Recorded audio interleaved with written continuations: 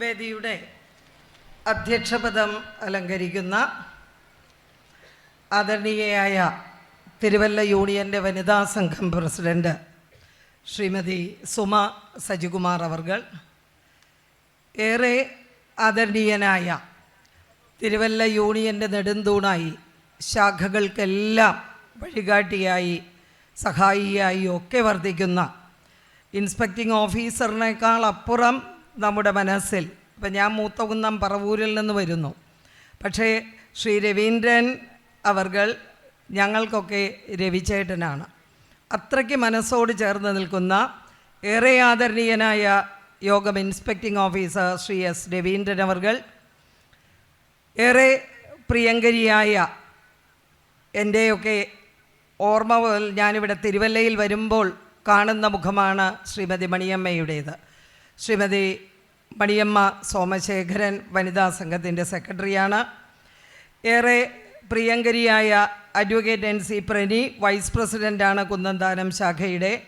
യൂണിയൻ്റെ വനിതാ സംഘം treasurer Shrimathi Kavitha Surendran, union employees forum joint convener Shrimathi Binduji, union youth movement joint convener Kumari Aryamol, youth movement കേന്ദ്ര സമിതി അംഗം ശ്രീമതി പത്മജ സാബു, വനിതാ സംഘത്തിൻ്റെ വൈസ് പ്രസിഡൻറ്റ് ശ്രീമതി പ്രീതി ബെനി, ഏറെ ആദരണീയനായ ഈ തിരുവല്ല കൺവെൻഷന് ചുക്കാൻ പിടിച്ചുകൊണ്ട് ഓടി നടക്കുന്ന ശാഖയുടെ പ്രസിഡൻറ്റും ഈ പ്രോഗ്രാമിൻ്റെ വർക്കിംഗ് പ്രസിഡൻ്റ് കൂടിയായിട്ടുള്ള ശ്രീ സന്തോഷ് ഐക്കരപ്പറമ്പിൽ അവർകൾ ഉൾപ്പെടെ വേദിയിലിരിക്കുന്ന വിശിഷ്ട വ്യക്തികളെ, ഈ മലക്കച്ചിറയുടെ മണിമലയാറിൻ്റെ മുറ്റത്ത് ഈ ഒരു പന്തലിൽ ഉപവിഷ്ടരായിരിക്കുന്ന തിരുവല്ല ശാഖായോഗത്തിൽ നിന്നും വന്നെത്തിയിട്ടുള്ള ശാഖയുടെ പ്രസിഡൻറ്റുമാർ, സെക്രട്ടറിമാർ, വൈസ് പ്രസിഡന്റുമാർ ഉൾപ്പെടെയുള്ള ശാഖയുടെ ഭാരവാഹികൾ, ഇന്ന് വനിതാ സമ്മേളനമാണ്. ശാഖയുടെ വനിതാ സംഘത്തിൻ്റെ സാരഥിമാർ ഉൾപ്പെടെ ഈ ശാഖായോഗത്തിൽ ഇവിടെ എത്തിയിട്ടുള്ള മുഴുവൻ കുടുംബാംഗങ്ങൾക്കും പോഷക സംഘടനയുടെ ഭാരവാഹികൾക്കും മക്കൾക്കും പ്രിയപ്പെട്ട ആത്മമിത്രങ്ങൾക്കും എൻ്റെ വിനീതമായ നമസ്കാരം. ഇന്നിവിടെ വനിതാ സമ്മേളനമാണ് നടക്കുന്നത്. ആദ്യം ഒന്ന് എല്ലാവരും നന്നായിട്ട് കൈയടിച്ചേ. കയ്യടി പോരാ, നമ്മൾ കുറച്ച് പേരേ ഉള്ളെങ്കിലും നല്ല മുറുക്കി കൈയടിച്ചോ. എന്തിനാ കൈയടിച്ചത്? എന്തിനാ കൈയടിച്ചേ? ടീച്ചർ പറഞ്ഞു, ഞങ്ങൾ കൈയടിച്ചു അല്ലേ? കൈയടിച്ചത്, നിങ്ങളെ കൊണ്ട് കൈയടിപ്പിച്ചത് നിങ്ങളെ ഞാനൊന്ന് അഭിനന്ദിച്ചതാണ്. കാരണം ഈ ഉച്ചയ്ക്ക് ഏതാണ്ട് മണി 2:45 അല്ലേ, ഈ ഒരു സമയത്ത് നല്ല മീനച്ചൂട് ഇങ്ങനെ കൊടുമ്പിരി കുത്തിക്കൊണ്ടിരിക്കുകയാണ്. ഒരുപാട് പേര് കയ്യിൽ വീശുന്നുണ്ട്, ഉള്ള പേപ്പറൊക്കെ വെച്ചിട്ട് വീശുന്നുണ്ട്. കാരണം ഫാനിൻ്റെ ഒരു കാറ്റ് ഒക്കെ നമ്മുടെ ഉഷ്ണത്തെ ശമിപ്പിക്കുന്നില്ല. അപ്പോൾ ഈ ഒരു കൊടും ചൂടിലും ഈ കൺവെൻഷനിൽ എനിക്ക് പങ്കാളിയാകണമെന്ന ആ ഒരു ദൃഢനിശ്ചയത്തോടു കൂടി ഇവിടെ ഇരിക്കുന്ന നിങ്ങളെയൊക്കെ ഒന്ന് അഭിനന്ദിക്കുവാൻ വേണ്ടിയാണ് നിങ്ങളെ കൊണ്ട് തന്നെ കൈയടിപ്പിച്ചത്. എനിക്ക് എപ്പോൾ തരും കൈയടി? തരുമോ? എപ്പോൾ തരും? കഴിഞ്ഞു കഴിയുമ്പോൾ തരും അല്ലേ? പിന്നെ എനിക്ക് വേറൊരു ദുരുദ്ദേശവും കൂടി ഉണ്ടായിരുന്നു. ഏതായാലും നിങ്ങൾ കൈയടിച്ചല്ലോ. ഇവർ നല്ല മധുരമുള്ള പായസമൊക്കെ തന്നു അല്ലേ? അപ്പോൾ ഇത് കഴിഞ്ഞിട്ട് ആരെങ്കിലും ഉറങ്ങിപ്പോയിട്ടുണ്ടെങ്കിൽ ഈ കയ്യടി കേട്ടിട്ടൊന്ന് ഞെട്ടട്ടെ എന്ന് വിചാരിച്ചിട്ടാണ് ഉറക്ക കൈയടിക്കാൻ പറഞ്ഞത്. അപ്പോൾ ഏതായാലും എല്ലാവർക്കും നമസ്കാരം. ഇവിടെ ഒരു കൊച്ചുമോള് സാനിയ, ഞാൻ അപ്പുറത്തിരുന്ന് കേൾക്കുന്നുണ്ടായിരുന്നു, ഒരു പ്രഭാഷണം നടത്തി. അത് ഗുരുവിനെക്കുറിച്ച്, ഗുരുവിൻ്റെ ആ ഒരു ചെറുപ്പകാലം, മണക്കലമ്മയ്ക്ക് നൈവേദ്യം വെച്ചത് മുതൽ ഗുരുവിൻ്റെ പ്രതിഷ്ഠ, ഗുരുവിൻ്റെ വീട്ടിലെ അന്നത്തെ ഒരു മരണത്തോടനുബന്ധിച്ചുള്ള എല്ലാ കാര്യങ്ങളും ആ കുഞ്ഞ് വളരെ സവിസ്തരം ആ കുട്ടി പറഞ്ഞു. ഞാൻ ചോദിച്ചു ആ മോളോട്, അപ്പോൾ അരമണിക്കൂറിനുള്ള പ്രസംഗം കാണാതെ പഠിക്കണമെങ്കിൽ എത്ര പേജ് എഴുതണം അല്ലേ? അപ്പോൾ ഏതായാലും ആ മാതാപിതാക്കൾക്കും ആ കൊച്ചുമോൾക്കും കാരണം ഗുരുവിനെ അറിയാനുള്ള, ഗുരുവിനെക്കുറിച്ച് അവരെ ആ മക്കളുടെ ഹൃദയത്തിൽ, ആ മക്കളുടെ ഹൃദയപത്മത്തിൽ ഗുരുവിനെ ഇരുത്തുവാനുള്ള അത്തരത്തിലുള്ള ശ്രമങ്ങൾ എപ്പോഴും നമ്മൾ സ്വാഗതം ചെയ്യേണ്ടതാണ്. അപ്പോൾ ആ സാനിയ മോൾക്ക് എൻ്റെയും കൂടി ഒരു അഭിനന്ദനം ഞാൻ ഇവിടെ വയ്ക്കുകയാണ്. ഗുരുവാരെന്ന് ചോദിച്ചാൽ അതിനൊറ്റ ഉത്തരമേയുള്ളൂ: മരണവുമില്ല, പുറപ്പുമില്ല, വാഴ്വും, നരസുരരാതിയുമില്ല നാമരൂപം. ജനന മരണങ്ങൾക്കതീതമായ പോക്കുവരവറ്റ പരമ്പൊരുളായി പ്രകാശിക്കുന്ന സത്യമായ കാലത്തിൻ്റെ പര്യായമാണ് ശ്രീനാരായണ ഭഗവാൻ, അല്ലേ? അപ്പോൾ ആ ഭഗവാന്റെ പേരിൽ നടക്കുന്ന മനക്കച്ചിറ കൺവെൻഷൻ, ഇവിടെ ആ ഗുരുഗാഥകൾ ഏറ്റുകൊണ്ട് ഗുരുവിൻ്റെ ദർശന ഗരിമകൾ ഇവിടെ വന്ന് പറയുന്നവരുടെ ആ വാക്കുകളൊക്കെ ഈ കാറ്റിലും ഈ പുഴയിലും ഇവിടെ ഇരിക്കുന്നവരുടെ മനസ്സിലുമെല്ലാം ഒരു കുളിർതെന്നലായി കടന്ന് പോവുകയാണ്. പ്രിയമുള്ളവരെ, കുടുംബജീവിതത്തിൽ ശ്രീനാരായണ ദർശനത്തിൻ്റെ പ്രസക്തിയാണ് എൻ്റെ വിഷയം. അപ്പോൾ കുടുംബജീവിതത്തിൽ ഗുരുദേവ ദർശനത്തിനുള്ള പ്രസക്തി എന്ന് പറയുമ്പോൾ ശ്രീനാരായണ ഭഗവാനല്ലാതെ വേറെ ആരാ നമ്മളോട് ഒരു കുഞ്ഞിൻ്റെ ജനനം മുതൽ, അല്ലെങ്കിൽ ജനിക്കുന്നതിന് മുൻപ് ഒരു സത്സന്താന പിറവി എങ്ങനെ ഉണ്ടാകണം എന്ന് തുടങ്ങി, ആ കുഞ്ഞിന് ഗർഭത്തിൽ പേറുന്ന ഒരമ്മയുടെ ചര്യകൾ എന്തൊക്കെയായിരിക്കണമെന്ന് തുടങ്ങി, ആ കുഞ്ഞിൽ നിന്ന് അമ്മയുടെ പൊക്കിൾക്കൊടി ബന്ധം അറുത്ത് മാറ്റി, ആ കുഞ്ഞിൻ്റെ ബാല്യവും കൗമാരവും യൗവനവും ആ കുഞ്ഞിൻ്റെ വാർദ്ധക്യവും അവസാനം ഈ മനുഷ്യൻ്റെ ഒടുവിലൊടുക്കം നമ്മളൊക്കെ ഒരു യാത്രയുണ്ട്, എല്ലാം ഉപേക്ഷിച്ചിട്ടുള്ള യാത്ര. ആ യാത്ര കഴിഞ്ഞും നാം ചെയ്യേണ്ട കാര്യങ്ങൾ ആരാ വേറെ ഈ ലോകത്ത് പറഞ്ഞു തന്നിട്ടുള്ളത്? നമ്മളൊന്ന് ആലോചിച്ച് നോക്കണം. നിങ്ങൾ ഏത് മതഗ്രന്ഥങ്ങളും നോക്കണം, ഏത് സന്യാസിമാർ പറഞ്ഞതും നോക്കണം.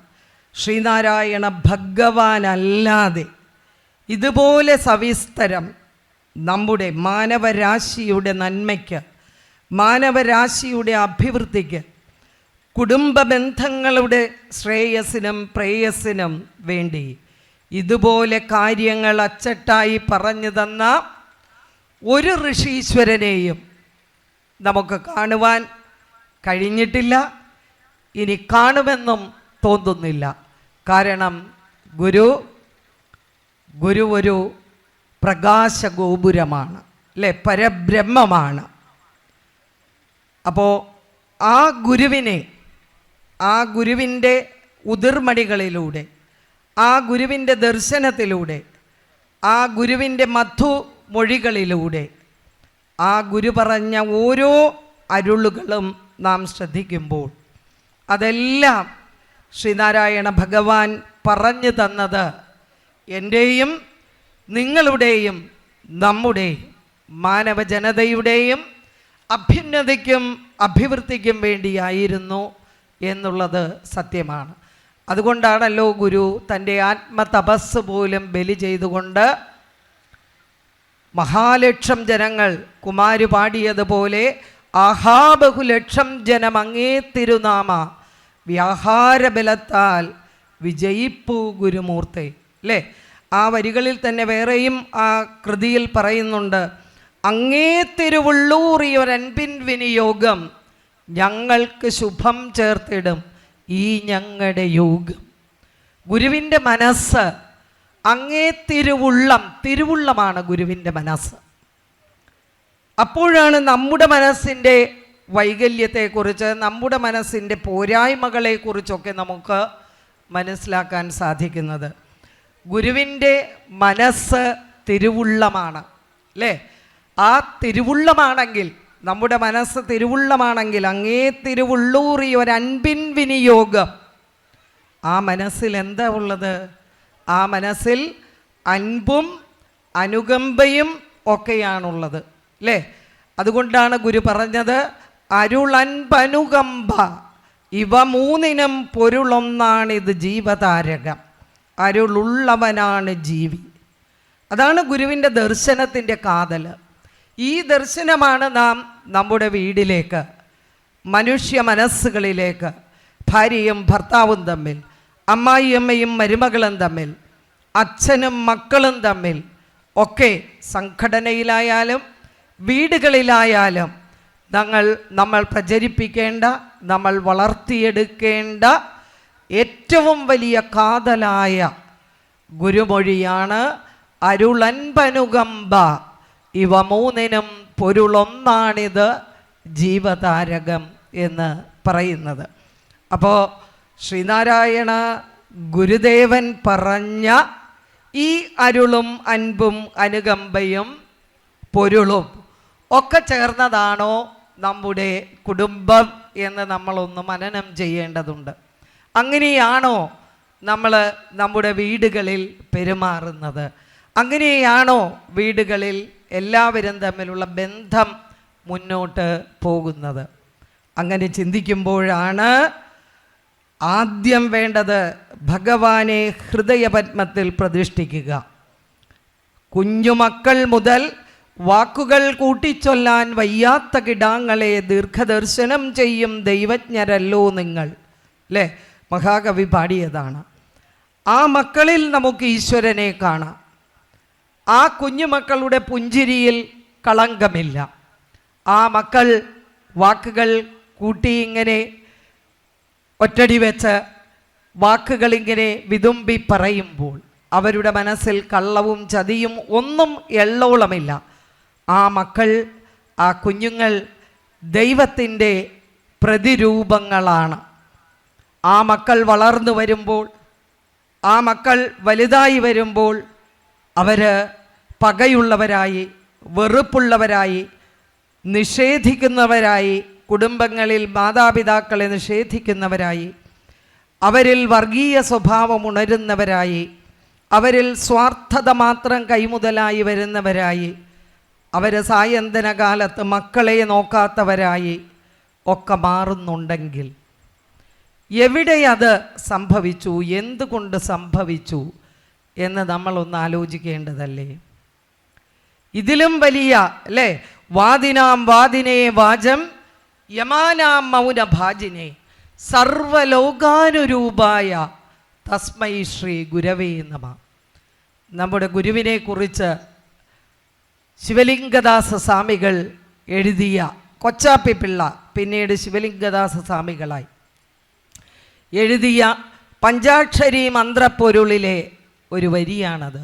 വാദിനാം വാദിനേ വാചം യമാനാം മൗനഭാജിനെ സർവലോകാനുരൂപായ. ഈ സർവലോകത്തിനും അനുരൂപനായ ഒരു ഗുരുവിനെ നമുക്ക് കിട്ടിയില്ലേ? എന്നാലോചിച്ച് നോക്കൂ. ഇത്രയും സർവലോകത്തിനും, കേരളത്തിന് മാത്രമല്ല, ഭാരതത്തിന് മാത്രമല്ല, ഏഷ്യയ്ക്കും യൂറോപ്പിനും മാത്രമല്ല, ഈ അണ്ഡകടാഹത്തിന് മുഴുവൻ സർവലോകത്തിനും അധിപനായ അനുരൂപനായ ആ ഗുരു വാദിക്കാനും ജയിക്കാനും പോയിട്ടില്ല. പക്ഷേ വാദങ്ങൾ വന്നപ്പോൾ കൃത്യമായ ഗുരുമൊഴി കൊണ്ട് ആ വാദത്തിൻ്റെ കടയരിഞ്ഞു കളയാനും ഗുരുവിന് സാധിച്ചിട്ടുണ്ട്.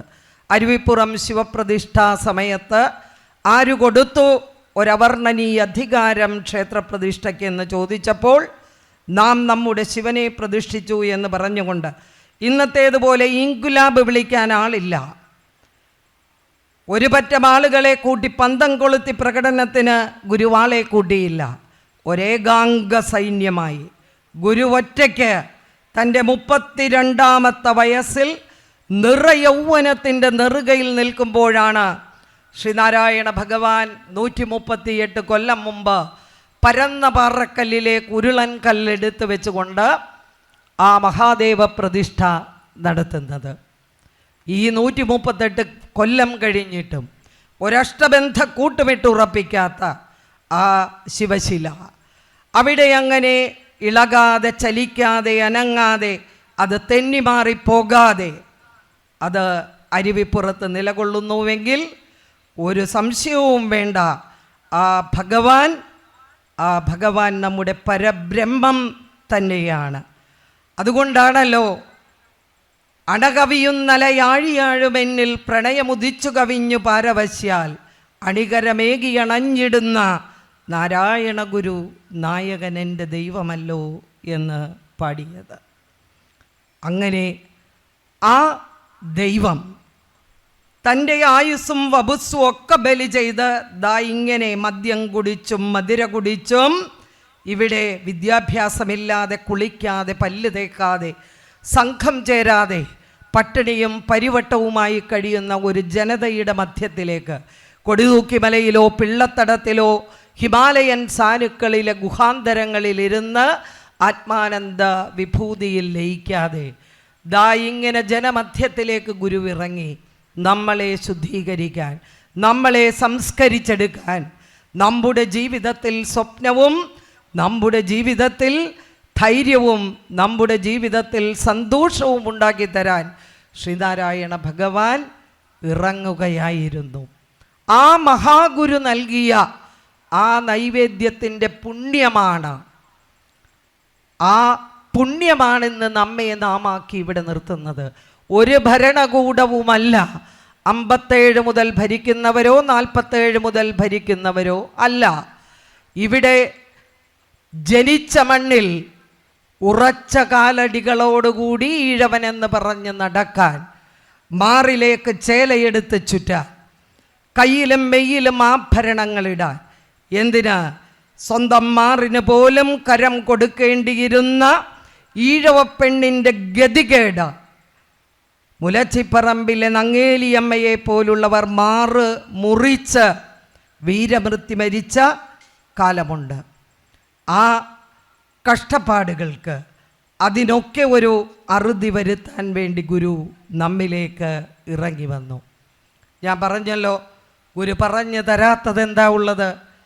നമ്മളൊക്കെ നമ്മുടെ മക്കളുടെ വിവാഹം, പേരക്കുട്ടികളുടെ വിവാഹമൊക്കെ വളരെ ആർഭാടപൂർവ്വം നടത്തുന്നവരാണ്.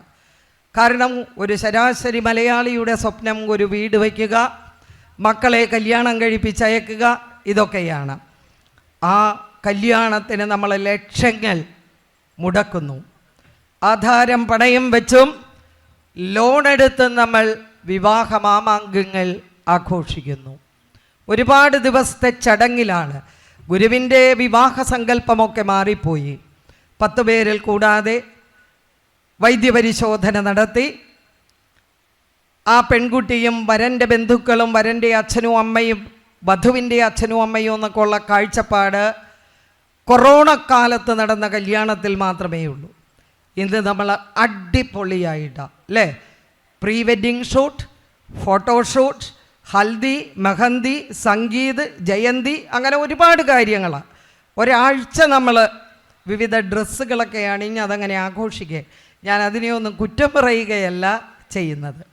പക്ഷേ അങ്ങനെ വിവാഹ മണ്ഡപത്തിലേക്ക് നമ്മുടെ മകളെ ആനയിക്കുമ്പോൾ, അല്ലെങ്കിൽ നമ്മുടെ മകന് ഒരു പെൺകുട്ടിയെ കല്യാണം കഴിച്ച് കൊണ്ടുവരാനുള്ള ഈ ആഘോഷങ്ങളൊക്കെ നടക്കുമ്പോൾ ഒരാഴ്ച മുൻപ് ഇവിടെ അഡ്വക്കേറ്റൊക്കെ ഇരിപ്പുണ്ട്. ഒത്തിരി ഡിവോഴ്സ് കേസുകൾ നമ്മുടെ ഇടയിൽ നിന്ന്, നമ്മുടെ സമുദായത്തിലെ ജനങ്ങളുടെ ഇടയിൽ നിന്ന്, യുവതി യുവാക്കളുടെ ഇടയിൽ നിന്ന് ഒരുപാട് കുടുംബ ബന്ധങ്ങൾ ശിഥിലമായിട്ട് ബന്ധമുപേക്ഷിക്കുവാനുള്ള കാരണങ്ങൾ തേടി കുടുംബ കോടതികളിലേക്കും കോടതി വരാന്തകളിലേക്കും ഇന്ന് ഒരുപാട് പേര് പോകുന്നുണ്ട് അല്ലേ?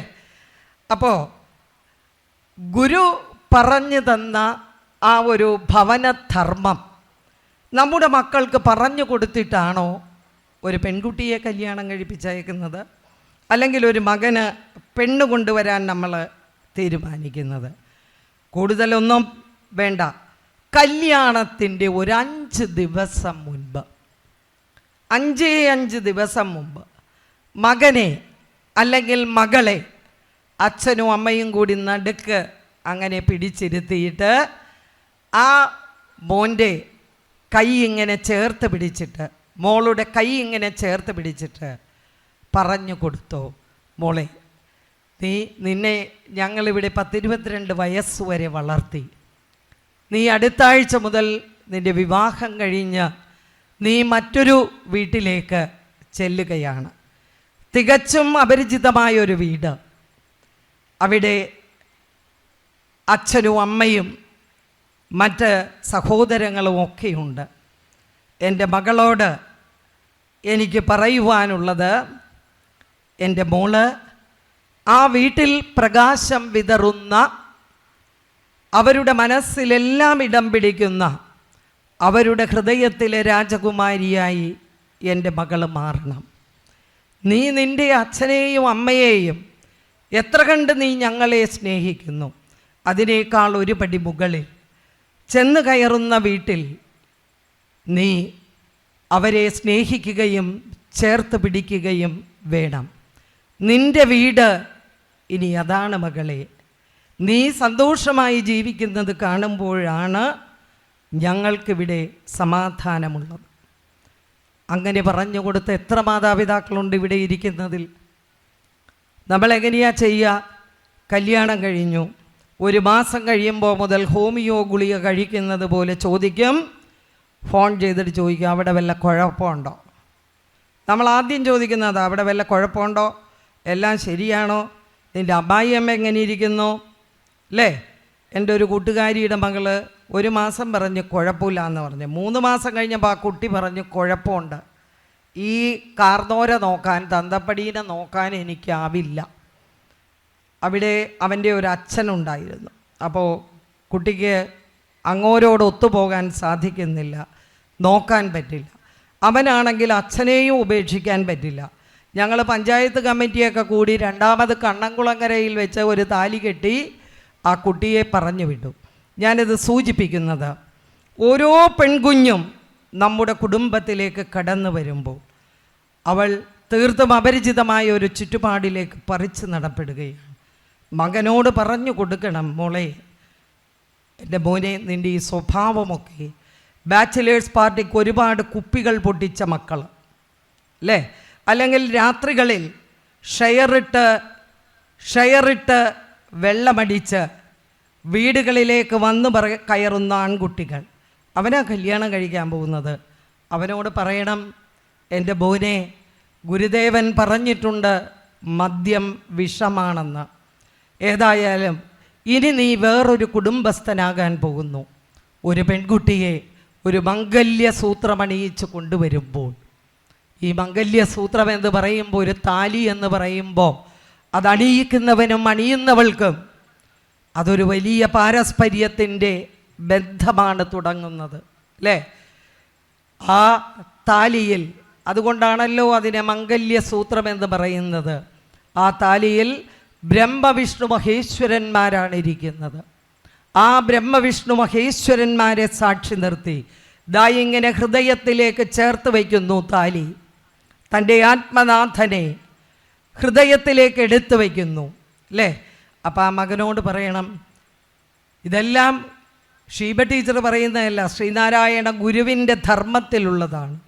ആ കുടുംബത്തിൽ ആ മകൻ അവനോട് പറയുക, മോനെ, നീ ഒരു പെൺകുഞ്ഞിനെ, ഒരു പെൺകുട്ടിയെ ഇവിടേക്ക് കൊണ്ടുവരുമ്പോൾ ഇതുവരെ നീ എങ്ങനെ നടന്നു എന്നതല്ല, ആ പെൺകുട്ടിയുടെ കണ്ണുകളിൽ ഒരു തുള്ളി കണ്ണുനീർ പൊടിയാതെ ഞങ്ങളൊക്കെ സായന്തന കാലത്ത് 6 അടി മണ്ണിലേക്ക് പോകാൻ ഇനി എത്ര നാളുണ്ടെന്നറിയില്ല. പക്ഷേ നീ ഒന്നാലോചിക്കണം, നമ്മുടെ വീടിൻ്റെ തറവാടിൻ്റെ നാരായ വേര് തലമുറകളോളം കാത്തു സൂക്ഷിച്ച് നിൻ്റെ കുഞ്ഞിനെ ഉദരത്തിൽ പേറി ഈ തറവാടിൻ്റെ മഹിമ കാക്കേണ്ട പെൺകുട്ടിയാണ് ഈ കുടുംബത്തിലേക്ക് വന്ന് കയറുന്നത്. അതുകൊണ്ട് അവളുടെ കണ്ണുനീർ വീഴാതെ അവളെ നീ പരിപാലിച്ചു കൊള്ളണം. നിൻ്റെ മക്കളെ പെറ്റുപോറ്റു വളർത്തേണ്ട പെൺകുട്ടിയാണവൾ. ഈ തറവാട് നിലനിൽക്കുന്നത് അവളിലൂടെയാകണം എന്ന് എത്ര ആൺമക്കളോട് നമ്മൾ പറഞ്ഞു കൊടുത്തു. അങ്ങനെ പറഞ്ഞു കൊടുത്തുവെങ്കിൽ, ഞാൻ പറയുന്നത് പെട്രോൾ ഒഴിച്ച് കത്തിക്കാനും മൂർഖം പാമ്പിന് കൊട്ടേഷൻ കൊടുക്കാനും കഷായത്തിൽ വിഷയം കലക്കി കൊടുക്കാനും പോരുന്ന നരാധമന്മാരുടെ കൂടെ ജീവിക്കാനല്ല പറയുന്നത്. പക്ഷേ ഒരുപാട് ചെറിയ ചെറിയ പ്രശ്നങ്ങളെ ഒരുപാട് വലുതാക്കി ഊതിപ്പെരുപ്പിച്ച് കാണിച്ചുകൊണ്ട് കുടുംബ ബന്ധങ്ങൾ അറ്റുപോകുന്ന, ഒന്ന് പറഞ്ഞാൽ 4 പറഞ്ഞ് അത് 10 പെട്ടിയും കിടക്കയും എടുത്തുകൊണ്ട് പോരുന്ന പെൺകുട്ടികളും വിട്ട് കളയുന്ന ആൺകുട്ടികളും ഇന്ന് ഏറെയുണ്ട്. വിവാഹത്തിന് പോലും ഒരു പരിപാവനത കൽപ്പിക്കാതെ ലിവിങ് ടുഗദർ സംസ്കാരത്തിലേക്ക് പോകുമ്പോൾ, ജൻസി യുഗത്തിൽ നമ്മുടെ മക്കൾ ജീവിക്കുമ്പോൾ, അവരുടെയൊക്കെ ജീവിതത്തിൽ അടിപൊളിപ്പാട്ടും MDMAയും ചരസ്സും കഞ്ചാവും നിറയുന്ന ലഹരികളാണ് ജീവിതമെന്നവർ തെറ്റായി ധരിച്ചു വയ്ക്കുമ്പോൾ, അവരുടെ ജീവിതത്തെ നേർവഴിക്ക് തിരിച്ചു വിടേണ്ടത്, നന്മയിലേക്ക് തിരിച്ചു വിടേണ്ടത് മാതാപിതാക്കളല്ലാതെ മറ്റാരുമല്ല. ആ ഒരു വലിയ ബാധ്യത. അമ്മ അന്യഗ്രഹ ജീവിയല്ല, എൻ്റെ അമ്മയെ പോലെ തന്നെയാണ് എന്ന് കാണുന്ന മരുമകളും, എൻ്റെ മകൻ താലി കെട്ടിക്കൊണ്ടുവന്ന മകള് എൻ്റെ മകളേക്കാൾ പ്രിയപ്പെട്ടതാണ്, അവളാണ് അവസാനം വരെ എൻ്റെ കൂടെ ഉണ്ടാവുകയുള്ളൂ എന്ന് ഓർമ്മിക്കുന്ന അമ്മയും ഒക്കെ ഉള്ള കുടുംബം, അവിടെ ശ്രീനാരായണ ഭഗവാൻ പറഞ്ഞ ഭവനം വിളയാടും. ഭഗവത് സാന്നിധ്യമുള്ള കുടുംബങ്ങളെയാണ് ഗുരു നിഷ്കർഷിക്കുന്നത്. കൂടുമ്പോൾ ഇമ്പമുള്ളതാണ് കുടുംബമെന്ന് നിത്യചൈതന്യ സ്വാമികൾ പറഞ്ഞു വയ്ക്കുന്നുണ്ട്. നേരെ മറിച്ച് ഭവനത്തിലെ മാറ്റിയാൽ വനമാണ്, പരസ്പരം കാട്. സിംഹം മാനെ പിടിച്ചു തിന്നാനോടും. കാട്ടിൽ 2 നീതിയേ ഉള്ളൂ. വന്യമൃഗങ്ങളാണ് ജീവിക്കുന്നത്. ഇര തേടുക, ഇടചേരുക, ഈ 2 നീതിയേ ഉള്ളൂ. അതുപോലെ ഭക്ഷണം കഴിക്കാനും കിടക്കാനും ഉറങ്ങാനും വസ്ത്രം മാറാനും ഉള്ളതല്ല വീട്. അവിടെ സന്തോഷമുണ്ടാകണം, അല്ലേ? അവിടെ അരുളും അൻപും അനുകമ്പയും ഉണ്ടാകണം, അവിടെ സമാധാനമുണ്ടാകണം. അതിനാണ് ഭഗവാൻ പറയുന്നത്, ശ്രീനാരായണ ഗുരുദേവൻ പറയുന്നു, കൂട്ടിവെക്കൂ. അവിടെ പ്രാർത്ഥനയുണ്ടാകണം, അല്ലേ? ദൈവമേ കാത്തുകൊള്ളുകങ്ങ്. എങ്ങനെ കാക്കണം നീ? കൈവിടാതിങ്ങു ഞങ്ങളെ. ആര് കൈപിടിച്ചാലും, കാമുകൻ കാമുകിക്ക് കൈപിടിച്ചാലും, ഭാര്യ ഭർത്താവിന് കൈപിടിച്ചാലും, അമ്മ മക്കൾക്ക് കൈപിടിച്ചാലും, അവസാനം ആ കൈയൊന്ന് ഭഗവാന്റെ കൈ, ഈശ്വരൻ്റെ കൈയൊന്നയഞ്ഞാൽ നമ്മൾ ICUവിലാണ്, ഒന്നുകൂടി അയഞ്ഞാൽ വെന്റിലേറ്ററിലാണ്. ഭഗവാൻ തീരുമാനിക്കുക, ഈ കൈയൊന്ന് വിട്ടുകളയാം എന്ന് തീരുമാനിച്ചാൽ നമ്മൾ പോകുന്നത് 6 അടി മണ്ണിലേക്ക്. ആകെ കിട്ടുന്നത് ശാഖയുടെ ഒരു മഞ്ഞമുണ്ട്, യൂണിയൻ്റെ മഞ്ഞമുണ്ട്, പാർട്ടിയുടെ കൊടികൾ, അല്ലേ? ഇതല്ലാതെ വെട്ടിപ്പിടിച്ചതൊന്നും വാരിക്കൂട്ടിയതൊന്നും ഒരാളും കൂടെ കൊണ്ടുപോയിട്ടില്ല.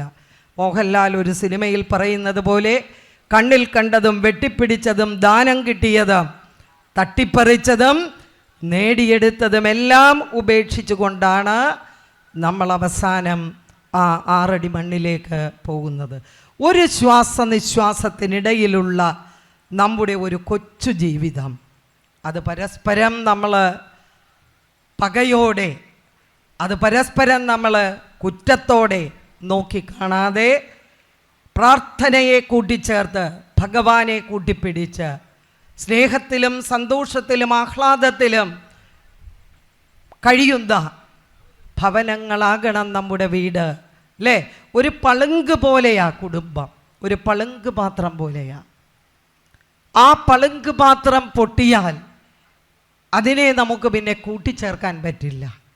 നേരെ മറിച്ച് ദാ ഇങ്ങനെ അമ്മായിയമ്മയും മരുമകളും വഴക്കടിക്കുമ്പോൾ, ഭാര്യയും ഭർത്താവും വഴക്കടിക്കുമ്പോൾ, അച്ഛനും മകനും വഴക്കടിക്കുമ്പോൾ, ഒരു സോറി പറഞ്ഞാൽ, ഒന്ന് വിട്ടുകൊടുത്താൽ, ഒന്ന് സഹിച്ചാൽ, പോട്ടടോ എന്ന് പറഞ്ഞാൽ, അല്ലേ?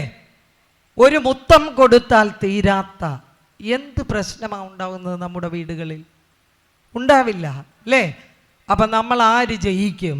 നമ്മളെന്താ വല്ല ലോകകപ്പ് ഫുട്ബോളിന് പോവുകയാണോ? അങ്ങനെ വല്ല മത്സരത്തിന് പോവുകയാണോ?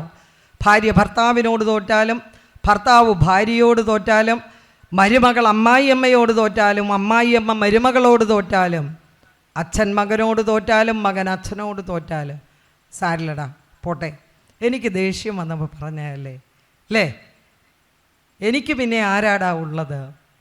ഒരു സോറി ഒന്ന് കെട്ടിപ്പിടിച്ച് ഒരു മൂർധാവിൽ ഒരു ഉമ്മ കൊടുത്ത് പരസ്പരം പഴിചാരാതെ ഞാനാണ് ശരി എന്ന ആ ഒരു ആർജവത്തിൽ നിന്ന് കലിതുള്ളാതെ വിട്ടുകൊടുക്കുന്നേ, ഒരു മുത്തം കൊടുക്കുന്നേ, ഒരു സോറി പറയുന്നേ, അവിടെ തീരാത്ത പ്രശ്നങ്ങളില്ല എന്ന് നമുക്ക് കാണുവാനായിട്ട് സാധിക്കും. അങ്ങനെയുള്ള കുടുംബങ്ങൾ ഉണ്ടാകണമെന്നാണ് ഗുരുവിൻ്റെ കുടുംബധർമ്മത്തിൽ പറയുന്നത്. ഗുരു പറയുന്നുണ്ടല്ലോ, വാക്ശുദ്ധി, എല്ലാം പറയാൻ സമയമില്ല, വാക്ശുദ്ധി, ശരീരശുദ്ധി പഞ്ചധർമ്മത്തിൽ പറയുന്നുണ്ട്, അതേപോലെ പഞ്ചശുദ്ധികളിലൊക്കെ പറയുന്നുണ്ട്. അതിൽ വാക്ശുദ്ധി വലുതാ അല്ലേ? ഗുരുവിൻ്റെ വാക്ശുദ്ധിയിൽ ഗുരു പറയുന്നു, വാക്കുകൾ സരസമായി, ഋജുവായി, മൃദുവായി, സ്നേഹത്തോടെ, ധൈര്യമുള്ളിടത്ത് ധൈര്യം പറയേണ്ടിടത്ത് ധൈര്യത്തോടെ, നാണം കാണിക്കേണ്ടിടത്ത് നാണത്തോടെ ഒക്കെ ഉപയോഗിക്കേണ്ടതാണ് വാക്കെന്ന് പറയുന്നത് അല്ലേ? അതാണ് ഗുരുവിൻ്റെ വാക്ശുദ്ധിയിൽ ഗുരു കാണുന്നത്. നമ്മുടെ എത്ര വീടുകളിൽ അങ്ങനെ വാക്ശുദ്ധിയുണ്ട്? ചന്ത തോറ്റുപോകും ചില വീടുകൾ അല്ലേ, ചന്ത തോറ്റുപോകും. അങ്ങനെയാ പോരടിക്കുന്നത്, അങ്ങനത്തെ വാക്കുകളാണ് അവിടെ ഉപയോഗിക്കുന്നത്. നമ്മുടെ കുടുംബങ്ങളിൽ നമ്മുടെ മക്കളെ എത്ര പേര് അഭിനന്ദിച്ചുകൊണ്ട് അവരെ കൺഗ്രാജുലേറ്റ് ചെയ്തുകൊണ്ട് കൊണ്ടുപോകുന്ന എത്ര മാതാപിതാക്കളുണ്ട്, എത്ര മുത്തശ്ശനും മുത്തശ്ശിയുണ്ട്. നമ്മുടെയൊക്കെ ഒരു സ്വഭാവം എന്താ? ആദ്യം എന്താ കുറ്റം എന്നുള്ളതാണ് നമ്മൾ കണ്ടുപിടിക്കുന്നത്. നമ്മൾ ആരെങ്കിലും ശരി കണ്ടുപിടിച്ച് കൺഗ്രാജുലേറ്റ് ചെയ്യാറുണ്ടോ? പറൂരില്ല. അതുകൊണ്ടാണ് ഞാൻ പറഞ്ഞത്. ഒരു ചെറിയ കഥ പറയുകയാണെങ്കിൽ, ഒരിക്കലൊരു ബുദ്ധസന്യാസിമാർ ഒരു പറ്റം ഇങ്ങനെ പോവുകയാണ് കാട്ടിലൂടെ. അവരിങ്ങനെ നടന്നു പോകുമ്പോൾ ഇതുപോലെ ഒരു നദിയുണ്ട്. ആ നദിക്കരയിൽ ഒരു പെൺകുട്ടിക്ക് ഈ പുഴ മുറിച്ച് അപ്പുറത്തേക്ക് കിടക്കണം. അതിസുന്ദരിയായ കുട്ടിയാണ്, മധുര 17 നിൽക്കുന്ന കുട്ടിയാണ്, സുന്ദരിയായ ഒരു കൊച്ചു പെൺകിടാവ്. എല്ലാവരും നദിക്കരയിലെത്തി. അപ്പോൾ അതിനകത്ത് ഒരുപാട് പ്രായം ചെന്ന മൂത്ത അവരുടെ ആചാര്യനായിട്ടുള്ള സന്യാസിയുണ്ട്, പല പ്രായത്തിലുള്ളവരുണ്ട്. ഈ കുട്ടി നിന്ന് വിഷമിക്കുന്നു, കരയുന്നു. അതിലൊരു ചെറുപ്പക്കാരനായ സന്യാസിയുണ്ട്. ആ ചെറുപ്പക്കാരനായ സന്യാസി പുഴയിലേക്ക് കാലെടുത്ത് വയ്ക്കുന്നതിന് മുമ്പ് ചോദിച്ചു, എന്താ ഭവതി കരയുന്നത്? അപ്പോൾ അവൾ പറഞ്ഞു, എനിക്ക് പേടിയാണ്, എനിക്ക് പുഴ നീന്തിക്കിടക്കാൻ പേടിയാകുന്നു, എനിക്ക് അപ്പുറത്തേക്ക് പോകണം. അപ്പോൾ ഈ യുവ സന്യാസി പറഞ്ഞു, ചെറുപ്പക്കാരനാണ്, കുഴപ്പമില്ല എന്ന് പറഞ്ഞിട്ട് നീ എൻ്റെ ചുമലിൽ കയറിക്കൊള്ളൂ എന്ന് പറഞ്ഞ് ഈ പെൺകുട്ടിയെ തൻ്റെ ചുമലിലേറ്റി പുഴ നീന്തിക്കടന്ന് അപ്പുറത്തെത്തി. ആ പെൺകുട്ടിയെ അവിടെ നിലത്ത് നിർത്തി. ഇവരെല്ലാവരും കൂടി യാത്ര തുടർന്നു. വൈകുന്നേരം ഇവർ ആശ്രമത്തിലെത്തി. കുളിയൊക്കെ കഴിഞ്ഞ് ഭക്ഷണം കഴിക്കാനിരുന്നപ്പോൾ ഈ ഏറ്റവും പ്രായം ചെന്ന മൂത്ത സന്യാസി പറഞ്ഞു, നീ ആ പെൺകുട്ടിയെ ചുമലിലേറ്റിയത് ശരിയായില്ല, നീ ആ പെൺകുട്ടിയെ ചുമലിലേറ്റ് ചുമന്നത് ശരിയായില്ല. അപ്പോൾ ആ യുവ സന്യാസി കൊടുത്തൊരു മറുപടിയുണ്ട്, ഞാൻ ആ പെൺകുട്ടിയെ പുഴയുടെ മറുകരയിൽ ഇറക്കി, അങ്ങാണല്ലോ ഇപ്പോഴും മനസ്സിൽ ചുമക്കുന്നത് അല്ലേ? നമ്മളങ്ങനെയാ. കഴിഞ്ഞ മാസം അവൾ എന്നോട് ഇങ്ങനെ പറഞ്ഞിട്ടുണ്ട്, വിട്ട് കൊടുക്കൂല ഞാൻ അല്ലേ? നമുക്കല്പം അസൂയ, കുശുമ്പ്, പാരവയ്പ്പ്, ഇതെല്ലാം മേമ്പൊടിക്കുള്ളവരാ, പ്രത്യേകിച്ച് നമ്മളെ പെണ്ണുങ്ങൾ അല്ലേ? ഓ, അവൾ ചുരിദാറിട്ട് വന്നിരിക്കണ്, നോക്ക് സുമേ, ശൈലജേ, നിങ്ങളൊന്ന് നോക്കിയേ, ഇത്രയ്ക്കും വയസ്സായി ഈ തള്ളയ്ക്ക് എന്താ പാട്? ഇപ്പം ചുമത് ഒരു സാരി എടുത്ത് കൊടുത്താൽ പോലെ, ഒരു സെറ്റ് എടുത്ത് കൊടുത്താൽ പോരെ? ഓ, അവളിപ്പോൾ വലിയ നിലയിലാണ് കേട്ടോ, അവളുടെ മോനെങ്ങാണ്ടും ഒക്കെ പോയിരിക്കുകയല്ലേ, മഹാഹംഭാവി അല്ലേ? നേരെ മറിച്ച് അവരോട്, കൊള്ളാം, മോനൊക്കെ നല്ല നിലയിലായി, നല്ല ഭംഗിയുണ്ട് കേട്ടോ ചേച്ചി, കംഫർട്ടബിൾ ആയിട്ടുള്ള ഡ്രസ്സാണ് ചുരിദാറ്, ചേച്ചിക്ക് അടിപൊളിയായിട്ടുണ്ട്. അങ്ങനെയൊന്ന് പറയാൻ നമ്മുടെ മനസ്സിൽ ഇത്തിരി ഒരു പിടുത്തം അല്ലേ? നമുക്കിങ്ങനെ അത് വിട്ട് പറഞ്ഞ് ഒരാളെ പൂർണ്ണമായും കൺഗ്രാജുലേറ്റ് ചെയ്യാം. ഇതൊക്കെ തന്നെ ആ കുടുംബത്തിലും വരുന്ന പ്രശ്നങ്ങൾ അല്ലേ? നമ്മൾ മക്കൾക്കും വീട്ടിലെല്ലാവർക്കും ഈ ചായക്കപ്പ് കൊടുക്കും, രാവിലെ കാപ്പിയോ ചായയോ ഒക്കെ കൊടുക്കും, കപ്പ് ഓഫ് ടീ എന്ന് പറയൂ അല്ലേ? രാവിലെ തന്നെ മക്കളെ എണീപ്പിക്കുന്നത് എങ്ങനെയാണ്? നമ്മൾ രാവിലെ മക്കളെ എണീപ്പിക്കുന്നത്, എണീറ്റേടാ എനിക്ക് ജോലിക്ക് പോകാനുള്ളതാണ്, ഹോ ഈ നാശത്തിനെ കൊണ്ട് ഞാൻ തോറ്റു, നീ എഴുന്നേക്കണ്ട, അല്ലെങ്കിൽ ഇന്ന് നിനക്ക് നീ നോക്കടാ മണി 8 മണി 6 ആദ്യം അമ്മ കളവ് പഠിപ്പിച്ചു, മണി 7 കൊച്ചു പുതപ്പിന്ന് തല കൂർന്ന് നോക്കുമ്പോൾ മണി 6 നിന്നെയൊക്കെ എന്തിനാടാ, എൻ്റെ കഷ്ടകാലമാണ് ഈ കുടുംബത്തിലേക്ക് വന്നു കയറിയത്, ഇങ്ങനെ ഒരു ദുരിതം എന്നൊക്കെ പറഞ്ഞിട്ടാണ് നമ്മൾ രാവിലെ വീട്ടിലത്തെ ഭർത്താവ് എങ്ങനെയായിരിക്കും? ഇങ്ങനെ മനോരമയുടെ 16 പേജും ദേശാഭിമാനിയുടെയും കേരള കൗമുദി ഏതൊക്കെ പത്രമുണ്ടോ വരുത്തുന്ന പത്രത്തിൻ്റെ from the very beginning to end വായിക്കും. നമ്മളെങ്ങനെയാ? കാലത്തെ എഴുന്നേറ്റു, അടുക്കളയിൽ പോയി, അവിടെ ഇഡ്ഡലി ഉണ്ടാക്കണം, കറി ഉണ്ടാക്കണം, സാമ്പാറുണ്ടാക്കണം, ചോറുണ്ടാക്കണം, മീൻ കൂട്ടാൻ വെക്കണം, തോരൻ ഉണ്ടാക്കണം, ഉപ്പേരി ഉണ്ടാക്കണം, മുറ്റമടിക്കണം, പാത്രം കഴുകണം, അത് കഴിഞ്ഞാൽ തൊഴിലുറപ്പിന് പോകണം, സെയിൽസിന് പോകണം, ജോലിക്ക് പോകണം, ഗവൺമെൻറ് ആണെങ്കിലും അല്ലെങ്കിലും ഓടി നമുക്ക് 9:30 ആകുമ്പോഴേക്കും ഒരു കാക്കക്കുളിയും കുളിച്ച് നമ്മൾ ഓടുകയാണ് അല്ലേ? ഇവിടെ ഇത്തിരി ഉപ്പ് കൂട്ടാൻ കൂടിയാൽ, ഒന്ന് കരിഞ്ഞാൽ എന്താ പുകിൽ, മക്കളും വെച്ചേക്കില്ല, കുടുംബത്തിലുള്ളവരും വെച്ചേക്കില്ല. സാധാരണ ഒരു പെണ്ണിൻ്റെ ഒരു ജീവിതം അങ്ങനെയാണ്. നമ്മളൊക്കെ ജീവിതത്തിൻ്റെ രണ്ടറ്റം കൂട്ടിമുട്ടിക്കാൻ ഒരുപാട് കോടികളൊന്നും ഉള്ളവരല്ല, സാധാരണക്കാരിൽ സാധാരണക്കാരായ പണിക്കാരാണ് അല്ലേ?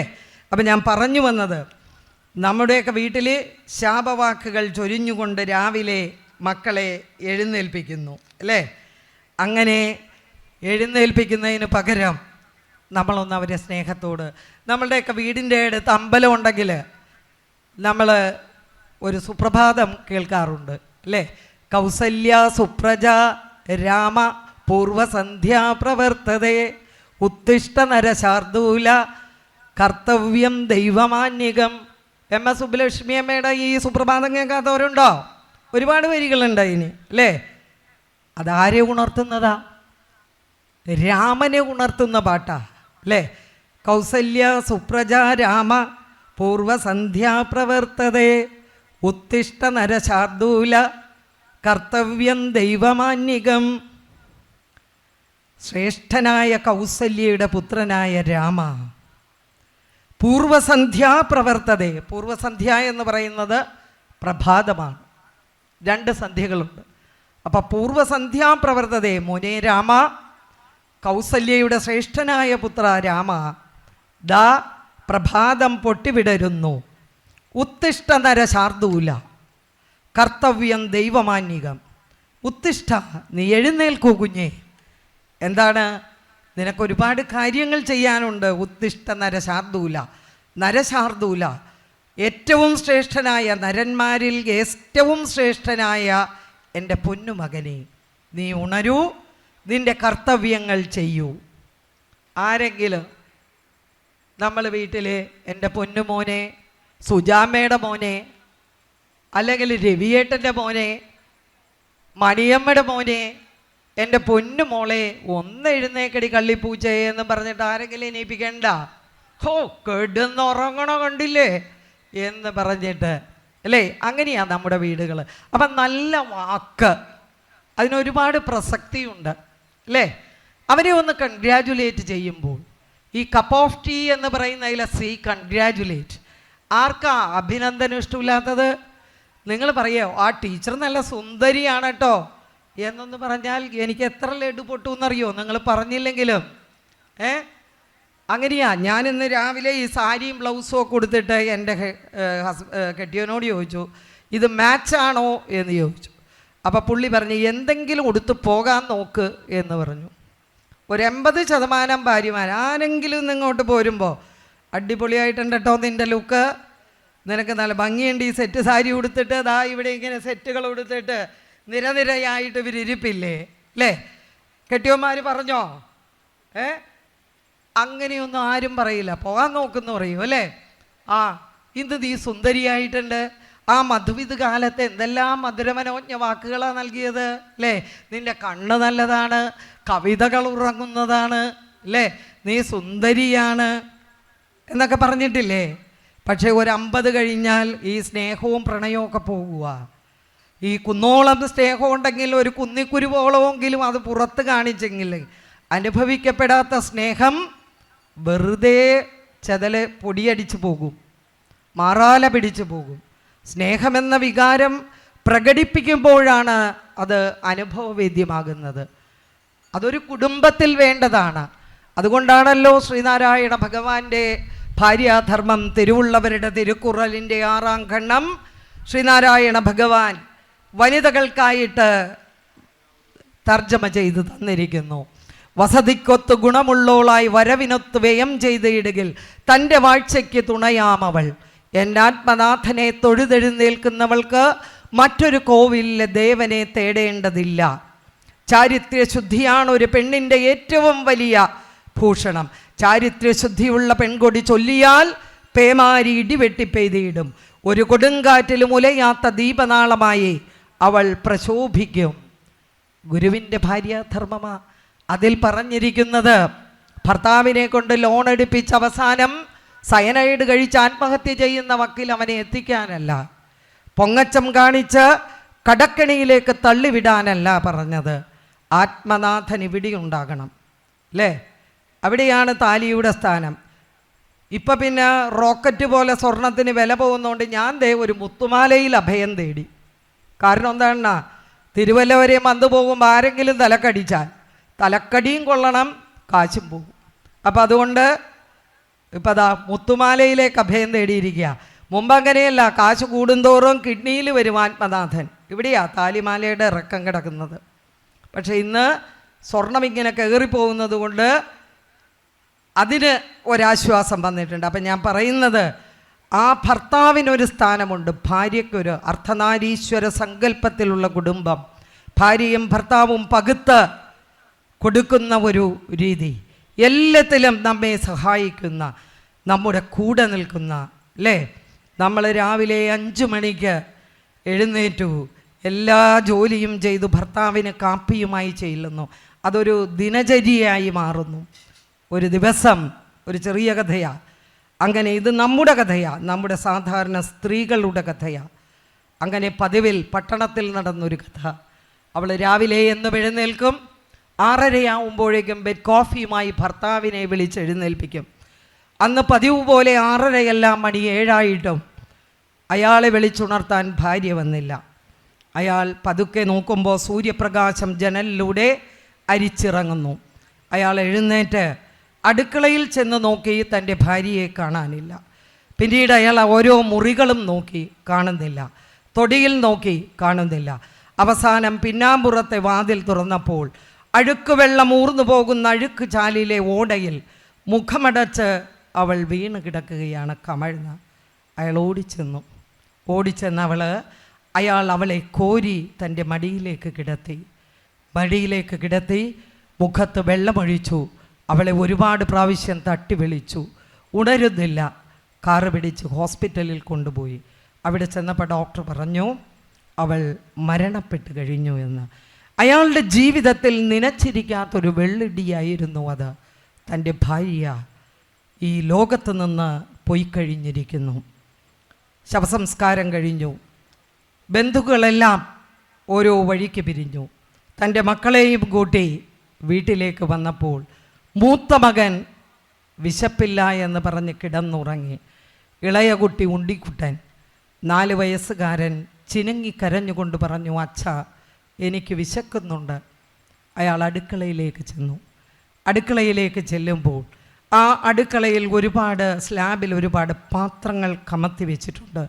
അയാൾ ഓരോന്ന് തുറന്നു. ആ പാത്രത്തിൽ അവർക്ക് കഴിക്കാനുള്ള ബ്രേക്ക്ഫാസ്റ്റ് ഉണ്ട്, ചോറുണ്ട്, കറികളുണ്ട്. അയാൾ ഒരു പാത്രമെടുത്ത് ഉണ്ണിക്കുട്ടനെ ആ ചോറ് വിളമ്പാൻ നേരത്ത് ഉണ്ണിക്കുട്ടൻ പറഞ്ഞു, അച്ഛാ, ദാ ഒരു പളുങ്കുപാത്രം ഇരിക്കുന്നു, അതൊന്ന് തുറന്നു നോക്കൂ. അയാൾ ആ പളുങ്കുപാത്രം മെല്ലെ തുറന്നു നോക്കുമ്പോൾ അദ്ദേഹത്തിന് തൻ്റെ ഭർത്താവിനും തൻ്റെ മക്കൾക്കും ഏറെ പ്രിയപ്പെട്ട നെയ്പായസം ഉണ്ടാക്കി വെച്ചിരിക്കുന്നു.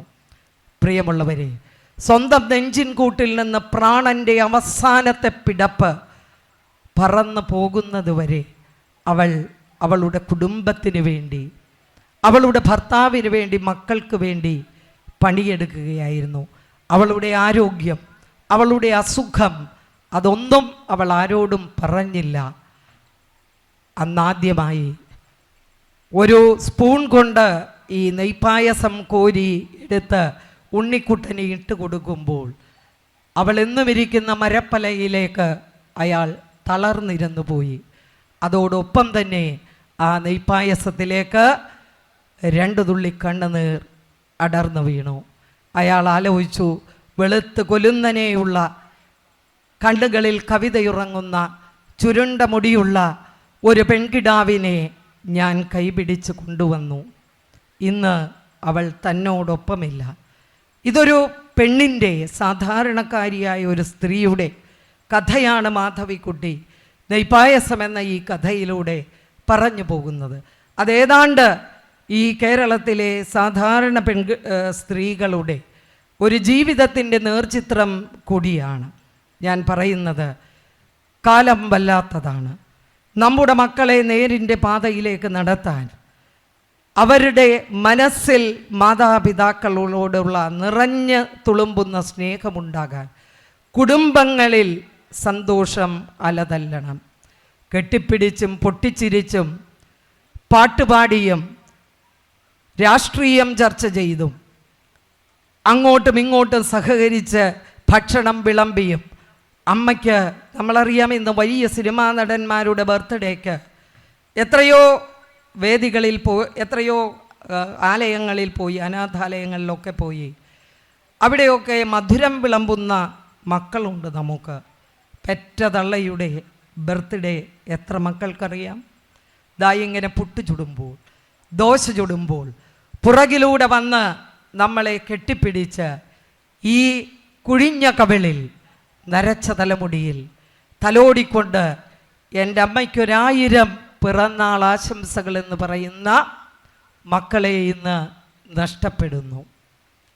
അതല്ല ശ്രീനാരായണ ഭഗവാന്റെ കുടുംബം എന്ന് പറയുന്നത്. അവിടെ സ്നേഹത്തിൻ്റെ മധുര സ്മരണകൾ ഉണ്ടാകണം, അല്ലേ? ജീവിതത്തിൽ കഷ്ടപ്പാടുകളും ഉത്തരവാദിത്തങ്ങളും ചുമതലകളും ഇങ്ങനെ ഏറി വരുമ്പോൾ ആ ഒരു യാത്രയിൽ നമുക്ക് കൈമോശം വരുന്ന ഒരുപാട് മൃദുല ഭാവങ്ങളുണ്ട് മനസ്സിൽ. അത് പകുത്തുവയ്ക്കാനും കൊടുക്കാനും വാങ്ങാനും കഴിയാതെ, ആ സ്നേഹം പങ്കുവയ്ക്കപ്പെടാൻ പോകാതെ സാധിക്കാതെ വരുന്നത് പല കുടുംബങ്ങളുടെയും താളത്തെ തെറ്റിക്കുന്നുണ്ട്. അപ്പോൾ ഞാൻ പറഞ്ഞു വരുന്നത്, ശ്രീനാരായണ ഭഗവാന്റെ ഒരു ഭവനമുണ്ടല്ലോ, അത് ഈശ്വരൻ്റെ. ഇന്ന് നമ്മുടെ കുട്ടികളെങ്ങനെയാണ്? ആ കുട്ടികൾക്ക് കുടുംബസങ്കല്പത്തെക്കുറിച്ച് ഒരു തിരിച്ചറിവില്ല. പ്രണയം ഒരു കുട്ടിക്കളിയാണ്, അല്ലേ? ആ പ്രണയം ഒരു കൊലയിൽ അവസാനിക്കുന്നു, അല്ലെങ്കിൽ കത്തിയിൽ അവസാനിക്കുന്നു, അല്ലെങ്കിൽ വിഷക്കുപ്പിയിൽ അവസാനിക്കുന്നു, അല്ലെങ്കിൽ റെയിൽവേ ട്രാക്കുകളിൽ തീരുന്നു. മേഘ എന്ന പെൺകുട്ടി, ഒരുപാട് ഉദാഹരണം പറയാനുണ്ട്. മേഘ എന്ന പെൺകുട്ടിക്ക് 21 വയസ്സിൽ IB ഉദ്യോഗസ്ഥയായി മാറിയ കുട്ടി, ലക്ഷം ശമ്പളം കിട്ടുന്നു. തൻ്റെ പ്രണയിതാവ് സുഗാന്ത സുരേഷിന് കിട്ടുന്ന ശമ്പളം മുഴുവൻ അയച്ചു കൊടുക്കുന്നു. അവനവിടെ വേറൊരു സെറ്റപ്പ് ഉണ്ടാക്കിയിട്ട് അവൾക്ക് വേണ്ടതൊക്കെ ഇതിന് മേടിച്ചു കൊടുക്കുന്നു. അവസാനം പ്രണയം തകർന്നപ്പോൾ ആ കുട്ടി അഭയം തേടിയത് റെയിൽ പാളത്തിലാണ്. എന്തുകൊണ്ട്? അല്ലെങ്കിൽ നോ എന്ന് പ്രണയത്തിന് നോ പറഞ്ഞാൽ ആ കുട്ടിയുടെ നേരെ കൊലക്കത്തിയുമായി വരുന്ന ആൺകുട്ടികൾ, അല്ലെങ്കിൽ പെട്രോൾ ഒഴിച്ച് കത്തിക്കാൻ വരുന്ന യുവാക്കൾ, അല്ലെങ്കിൽ കഷായം വെച്ച് കൊടുത്ത് കൊല്ലാൻ ശ്രമിക്കുന്ന കവിതാക്കൾ, യുവതികൾ, ഇതൊക്കെ ഈ കേരളത്തിൻ്റെ പരിച്ഛേദത്തിലുണ്ട്. എന്തുകൊണ്ട് കുഞ്ഞുങ്ങളുടെ മനസ്സ് അങ്ങനെയായി പോകുന്നു എന്ന് പറയുമ്പോഴാണ് ദാ ഇങ്ങനെ കൂട്ടി നെഞ്ചോട് ചേർത്ത് പിടിച്ചുകൊണ്ട് മുത്തശ്ശനും മുത്തശ്ശിയും കുഞ്ഞിലെ പറഞ്ഞു കൊടുക്കുന്ന കഥകൾ, കവിതകൾ അല്ലേ. നമ്മൾ ഇന്ന് എത്ര പേർക്ക് താരാട്ട് പാടാനറിയാം? ഇന്നെല്ലാം അലക്സ പ്ലേ താരാട്ട് പാട്ട് അല്ലേ. അപ്പോൾ അലക്സ പ്ലേ ചെയ്യും. പണ്ടങ്ങനെയല്ല, അച്ഛൻ്റെയോ അമ്മയുടെയോ മുത്തശ്ശൻ്റെയോ ഒക്കെ കൈകളിൽ ഇരുന്നു കൊണ്ട് അമ്പിളിമാമനെ കാട്ടിത്തരും അല്ലേ. അപ്പോൾ പറയും എനിക്ക് അമ്പിളിമാമനെ വേണമെന്ന് പറയും. അപ്പോൾ അമ്പിളിയമ്മാവൻ എന്താ എൻ്റെ കൂടെ അത്താഴമുണ്ണാൻ വരാത്തതെന്ന് ചോദിക്കും അല്ലേ. ഈ വല്ലിയിൽ നിന്ന് ചെമ്മേ പൂക്കൾ പോകുന്നിതാ പറന്നമ്മേ എന്ന് കുഞ്ചു പറയും. അപ്പോൾ അമ്മ പറയും മോനെ അത് പൂക്കളല്ല, അത് പൂമ്പാറ്റകളാണ് എന്ന് പറഞ്ഞു കൊടുക്കും. ഇന്നതില്ല. ആ മക്കളുടെ മനസ്സിലേക്ക് അങ്ങനെ കെട്ടിപ്പിടിച്ച് കഥകൾ പറഞ്ഞുകൊണ്ട് അവരുടെ മനസ്സിലേക്ക് ഒരുപാട് നല്ല മൂല്യങ്ങൾ ഇട്ട് വളർത്താൻ ആളില്ലാതായിരിക്കുന്നു. അവരെ ആൻഡ്രോയിഡ് മൊബൈൽ ഫോണിൻ്റെ ആ വടി താഴുമ്പോൾ, അതിൻ്റെ ചാർജ് കുറയുമ്പോൾ ടെൻഷനാണ് അല്ലേ. അവർ ഏതോ രാജ്യത്തുള്ള കാണാത്ത കേൾക്കാത്ത ഭാഷ പോലും അറിയാത്തവരുമായിട്ട് ഗെയിം കളിക്കുന്നു. അവസാനം ആ ഗെയിമിൽ അവസാനം ആത്മാഹുതി ചെയ്യാൻ പറഞ്ഞാൽ ആത്മാഹുതി ചെയ്യുന്നു. എന്താ ഇങ്ങനെയൊക്കെ നമ്മളുടെ നാട്ടിൽ ചിലതെങ്കിലും? ഇതെല്ലാം ഈ കേരളത്തിൽ നടക്കുന്നത് എന്തുകൊണ്ടാണ്? ഒരുപാട് കുട്ടികൾ നന്മയുള്ളവരുണ്ട്, അതല്ല. പക്ഷേ പലപ്പോഴും നമ്മൾ വർത്തമാനത്താളുകളിൽ കാണുന്ന ഇത്തരത്തിലുള്ള കിരാത പ്രവൃത്തികൾ, പ്രണയം ഈ ലോകത്ത് അനാദികാലം മുതൽ ഉണ്ടായതാണ്. ആദവും ഹൗവയും തുടങ്ങി അല്ലേ പ്രണയമുണ്ട്. എതിർലിംഗ ഒരു സ്ത്രീയും പുരുഷനും എതിർലിംഗത്തിൽപ്പെട്ടവരെ കണ്ടാൽ പ്രണയമെന്ന വികാരമുണ്ട്. പണ്ട് വിട്ടുകൊടുക്കാനുള്ള രമണൻ്റെ ചന്ദ്രികയും രമണനും തമ്മിലുള്ള ആ ഒരു വലിയ പ്രണയത്തെക്കുറിച്ച് നമ്മൾ കേട്ടിട്ടില്ലേ? കാനന ഛായയിൽ ആടുമേയ്ക്കാൻ പാടൂലേ നിങ്ങൾ? ഇതൊന്ന് പാട്, ഉറങ്ങിപ്പോയോന്നറിയാലോ. കാനന ഛായയിൽ ആടുമേയ്ക്കാൻ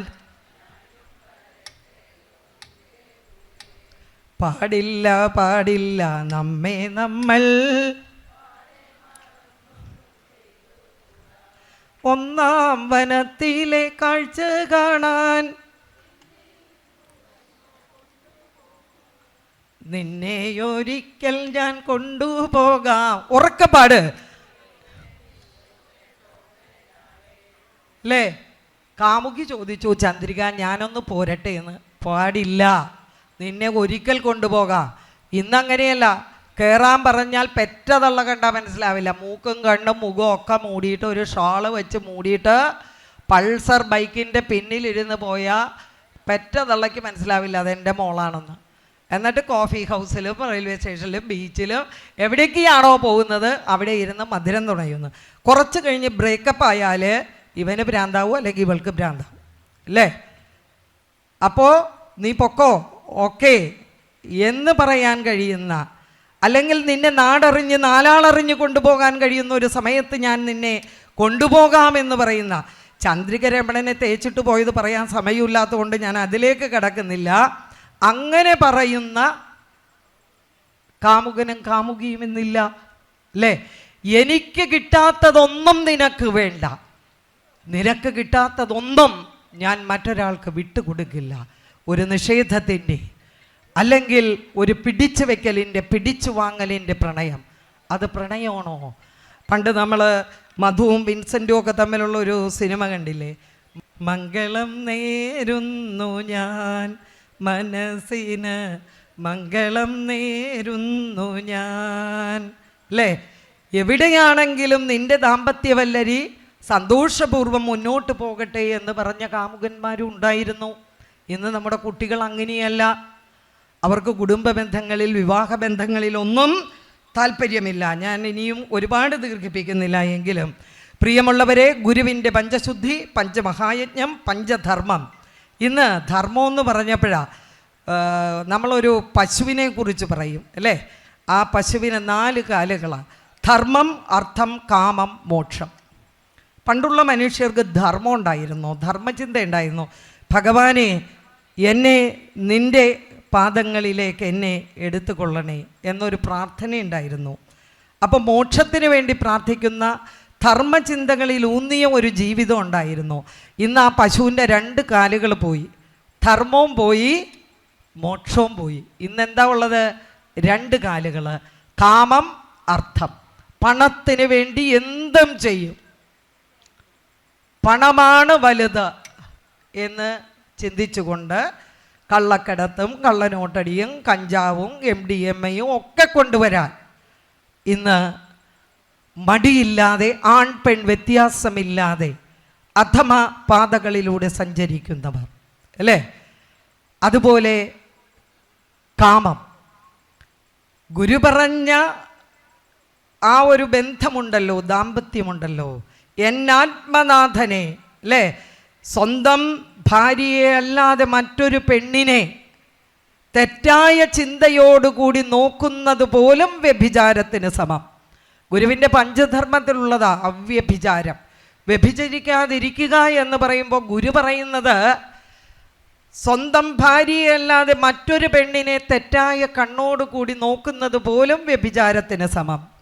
സ്വന്തം ഭർത്താവിനെ അല്ലാതെ മറ്റൊരു പുരുഷനെ തെറ്റായ കാമനയോടുകൂടി നോക്കുന്നത് പോലും വ്യഭിചാരത്തിന് സമമെന്ന് പഠിപ്പിച്ച ആ ഗുരുവിൻ്റെ മണ്ണിൽ ആണിതെല്ലാം നടക്കുന്നത്. എന്തുകൊണ്ട് നടക്കുന്നു എന്ന് ചോദിച്ചാൽ, ആ രക്തത്തെ പാലാക്കി മാറ്റി 9 മാസവും 9 ദിവസവും 9 നാഴികയും 9 വിനാഴികയും കഴിയുമ്പോൾ ഓരോ അമ്മയും ഇവിടെ ആമുഖം പറഞ്ഞതുപോലെ, കോമ്പയർ പറഞ്ഞതുപോലെ 20 അസ്ഥികൾ ഒരുമിച്ചൊടിഞ്ഞാൽ ഉണ്ടാകുന്ന വേദനയിൽ നായായും നരിയായും കൂവി ആ മലത്തിലും മൂത്രത്തിലും കിടന്ന് 3-4 വർഷക്കാലം മക്കളെ വളർത്തി അവരെ ഒരു തീരത്തോട് അടുപ്പിക്കുന്ന മാതാപിതാക്കളുടെ നൊമ്പരം അറിയാൻ മക്കൾക്ക് കഴിയണം. അങ്ങനെയുള്ള മക്കളെ വളർത്തിയാൽ അവരേഴല്ല 7000 കടലിനപ്പുറം കിടന്നാലും അച്ഛൻ്റെ തൊണ്ടയൊന്നിടറിയാൽ, അമ്മയുടെ ശബ്ദമൊന്ന് പതുങ്ങിയാൽ ആ മക്കൾ ചോദിക്കും, എന്ത് പറ്റി എൻ്റെ അമ്മയ്ക്ക്? അച്ഛാ, അമ്മയ്ക്ക് സുഖമില്ലേ? നാളെ തന്നെ ഡോക്ടറിൻ്റെ കൊണ്ടുപോകണേ, ഞാൻ പൈസ ഇല്ലെങ്കിൽ ഞാനത് അയച്ചു തരാം. അമ്മോട് പറയും, അമ്മേ ആരോഗ്യം നോക്കണേ, ഈ അന്യനാട്ടിൽ കിടക്കുമ്പോൾ നിങ്ങൾ ആരോഗ്യത്തോടു കൂടി ഇരിക്കുന്നതാണ് ഞങ്ങൾക്ക് സമാധാനം. അങ്ങനെ പറയുന്ന ഹൃദയത്തോട് ചേർന്ന് നിൽക്കുന്ന മക്കളുണ്ടാകണം. അതിന് മാതാപിതാക്കൾ ആ മക്കളുടെ മനസ്സിൽ ശ്രീനാരായണ ഭഗവാനെ കുടിയിരുത്തണം. പ്രിയമുള്ളവരെ, കുരുക്ഷേത്ര ഭൂമിയിൽ ആ മഹായുദ്ധത്തിന് ശേഷം ഗാന്ധാരി ദേവി ആ യുദ്ധഭൂമിയിലേക്ക് കടന്നു വരുന്നുണ്ട് അല്ലേ? 100 ആൺമക്കളെ പ്രസവിച്ച ഗാന്ധാരി ദേവി, ആ ഗാന്ധാരി ദേവി കുരുക്ഷേത്ര യുദ്ധത്തിൻ്റെ ഒടുവിലൊടുക്കത്തിൽ ആ യുദ്ധഭൂമിയിലേക്ക് കടന്നു വന്ന് തൻ്റെ കണ്ണിൻ്റെ കെട്ടുകൾ അഴിക്കുന്നു. ഒരു മാതൃഹൃദയത്തിനും താങ്ങാൻ പറ്റാത്ത കാഴ്ച. തൻ്റെ സ്വകാര്യ അഹങ്കാരമായി വളർത്തിയ വില്ലാളി വീരനും ഗദാധാരിയുമായ ദുര്യോധനും ദുശാസനും അടക്കമുള്ള തൻ്റെ ആൺമക്കൾ കരചരണങ്ങളറ്റ് ഗബന്ധങ്ങളറ്റ് ദാ ഇങ്ങനെ മരണക്കിടക്കയാണ്. ചോരപ്പുഴയാണ്, പച്ചമാംസത്തിൻ്റെ ഗന്ധമാണ്. കഴുകന്മാർ അത് കൊത്തിവലിക്കാൻ ആഞ്ഞു വട്ടമിട്ട് പറക്കുന്നു. ആ അമ്മയുടെ മാതൃഹൃദയം തേങ്ങി. ആ അമ്മ അവിടെ നിന്നിട്ടൊരു വിളിയുണ്ട്, ഹേ കൃഷ്ണ. ഭഗവാൻ കൃഷ്ണൻ പ്രത്യക്ഷപ്പെട്ടു. ഗാന്ധാരി ഒരു ചോദ്യം ചോദിച്ചു, അല്ലയോ കൃഷ്ണ, നീയായിരുന്നില്ലേ ഈ യുദ്ധത്തിൻ്റെ സൂത്രധാരൻ? കുരുടനായൊരു പിതാവിന് പെറ്റ തള്ളയ്ക്ക് പട്ടടയിൽ കൊള്ളിവെക്കാൻ ഒന്നിനെ കരുതാമായിരുന്നില്ലേ? ആകുമായിരുന്നല്ലോ നിനക്ക്. ആ സമയത്ത് ഭഗവാൻ കൃഷ്ണൻ പറഞ്ഞൊരു മറുപടിയുണ്ട്, അമ്മേ ഗാന്ധാരി ദേവി, അമ്മ കാക്കാത്ത മക്കളെ കാക്കാൻ നമുക്ക് സംഘടനയുണ്ട്, പ്രസ്ഥാനമുണ്ട്, ജോലിയുണ്ട്, എല്ലാമുണ്ട്. പക്ഷേ അമ്മ കാക്കാത്ത മക്കളെ കാക്കാൻ ഒരീശ്വരനും ആവില്ല. പ്രിയമുള്ള അമ്മമാരെ, പ്രിയമുള്ള മാതാപിതാക്കളെ, പണ്ട് ഈ ചൂണ്ടാണി വിരലിനൊരു ശക്തി ഉണ്ടായിരുന്നു. ദാ ഈ ചൂണ്ടാണി വിരൽ വെച്ച മുത്തശ്ശൻ ഡാന്ന് വിളിച്ചാൽ, മുത്തശ്ശി ഡീന്ന് വിളിച്ചാൽ, അച്ഛൻ വിളിച്ചാൽ, അമ്മ വിളിച്ചാൽ അവിടെ നിൽക്കുന്ന മക്കൾ ഉണ്ടായിരുന്നു. പക്ഷേ ഇന്ന് ആ ചൂണ്ടാണി വിരലിൻ്റെ ശക്തി നഷ്ടപ്പെട്ടു പോയിരിക്കുന്നു. പക്ഷേ ഈ ശ്രീനാരായണ കുടുംബങ്ങളിൽ അത് തിരിച്ചു പിടിച്ചുകൊണ്ട് നമ്മുടെ മക്കളെ നമ്മുടെ നെഞ്ചിൻ കൂട്ടിലേക്ക് ചേർത്ത് പിടിച്ചുകൊണ്ട് അവരുടെ ഹൃദയപത്മത്തിലേക്ക് ശ്രീനാരായണ ഭഗവാനെ കുടിയിരുത്തിക്കൊണ്ട് കൽക്കണ്ട തരികളായി മാറുന്ന, മധുരമുള്ള വെള്ളമായി മാറുന്ന, സംഘടനയ്ക്ക് ചാരുതയേകുന്ന SNDP യോഗമെന്ന ഏഷ്യയിലെ മഹാസംഘടന, സംഘടനകളുടെ മാതാവായ സംഘടന, ആ സംഘടനയുടെ തിലകച്ചാർത്തായ മറ്റൊരു യൂണിയനാണ് തിരുവല്ല യൂണിയൻ. ആ 30 വർഷം SNDP യോഗത്തിൻ്റെ ജനറൽ സെക്രട്ടറിയായി വിരാജിക്കുന്ന ശ്രീ വെള്ളാപ്പള്ളി നടേശന് 200 ചില്ലാൻ കേസുകൾ ചാർത്തിക്കൊടുത്തത് നമ്മുടെ സമുദായത്തിൽ നിന്നുള്ളവരാണ്.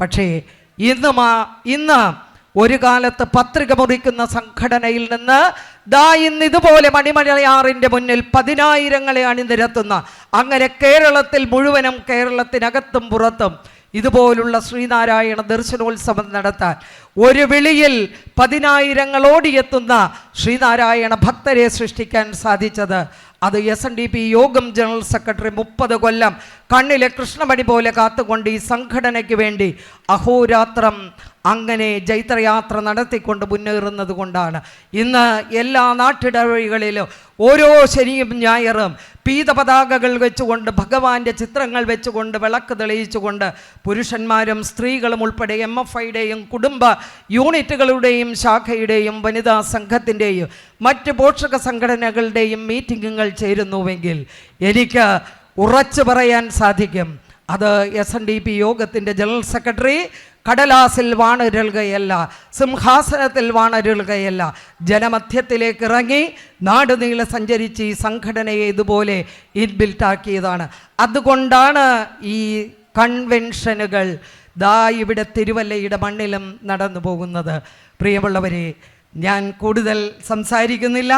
നമുക്കെല്ലാവർക്കും നമ്മുടെ ജീവിതത്തിൽ ഐശ്വര്യവും അഭിവൃദ്ധിയും ഉണ്ടാക്കിക്കൊണ്ട് നമ്മുടെ കുടുംബത്തെ, നമ്മുടെ സംഘടനയെ ഒക്കെ നമ്മുടെ നെഞ്ചിലേക്ക് ചേർത്ത് പിടിക്കാൻ സാധിക്കുന്ന രീതിയിൽ നമ്മളൊക്കെ മാറണം എന്ന് മാത്രം പറഞ്ഞുകൊണ്ട് എൻ്റെ ചെറിയ വാക്കുകൾ ഞാൻ ഗുരുവിൻ്റെ തൃപ്പാദങ്ങളിൽ പ്രണമിക്കുന്നു. നന്ദി, നമസ്കാരം. ആ ഇരിക്കുന്ന ഒരു ചായപാത്രം കയ്യിലുണ്ടെങ്കിലും ഒരു കൈയെടുത്ത് അടുത്ത ഇരിക്കുന്ന ആളുടെ തലയിലോട്ടൊന്ന് വെച്ച്, എല്ലാവരും വേദിയിലും വെക്കുക കേട്ടോ. അടുത്തിരുന്നിട്ട് അടുത്തിരിക്കുന്ന ആളുടെ തലയിലേക്ക് കൈവയ്ക്കും. ഒരു കൈയെടുത്ത് ഞാൻ പറയുന്ന ഉറക്കെ പറയണം കേട്ടോ. പറയോ? തിരുവല്ലക്കാർ പറയോ? പറയും, ഉറക്കെ പറയണം. നന്നായി വരട്ടെ, നന്നായി വരട്ടെ, നന്നായി വരട്ടെ. ഇപ്പം ആര് നന്നാവാനാ പ്രാർത്ഥിച്ചത്? കാലത്ത് അമ്പലത്തിൽ പോന്നപ്പോൾ ഓറഞ്ച് ചുരിദാർ ചേച്ചി, പിങ്ക് ചുരിദാർ ചേച്ചി, പച്ച ചേച്ചിയൊക്കെ എന്താ പറഞ്ഞത്? എൻ്റെ കെട്ടിയോനും മക്കളും നന്നാവട്ടെ, അമ്മായിയമ്മ പോലും നന്നാവട്ടെ എന്ന് പറഞ്ഞില്ല. ഇപ്പം ആര് നന്നാവാനാ പ്രാർത്ഥിച്ചത്? പച്ച സുജ പ്രാർത്ഥിച്ചു മണിയമ്മ നന്നാവട്ടെ എന്ന്, അല്ലേ? അപ്പോൾ അവനവൻ ആത്മസുഖത്തിനാചരിക്കുന്നവ അപരന് സുഖത്തിനായി വരേണം. അതിനേക്കാൾ വലിയൊരു സംഘടനാ പ്രവർത്തനമില്ല. നന്ദി, നമസ്കാരം.